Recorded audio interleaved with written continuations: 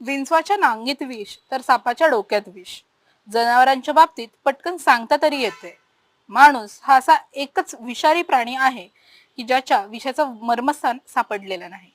Welcome to bookish chronicles, जिथे आपण दर आठवड्याला भेटून आपल्या आवडत्या पुस्तकांबद्दल गप्पा मारत असतो. एखाद्याच्या आयुष्यात वाईट होण्याची ही काही मर्यादा असते, पण बाबी म्हणजेच वपूंनी लिहिलेल्या ही वाट एकटीच्या या पुस्तकातल्या नायिकेला खचणं किंवा डिप्रेशन ह्यासारख्या गोष्टी माहितीच नाहीये. जेव्हा आपले सख्खे वाटणारे लोक परक्यांसारखे वागतात, तेव्हाही आपल्या निर्णयात ठाम राहून जगायचं कसं हे जर शिकायचं असेल तर तिच्याकडनंच शिकावं. वपूंचं पुस्तक आहे, थोडं समजायला अवघड जाईल कदाचित, पण आपल्याला आपल्या आयुष्यात स्वाभिमानी आणि एक स्त्री म्हणून स्वतंत्रपणे व ठामपणे कसं जगायचं असेल ना, तर आपल्या प्रत्येकाला आपापली एकटीची वाट ही निवडावीच लागते. जर तुम्ही तुमच्या आयुष्याच्या एकट्या वाटेवर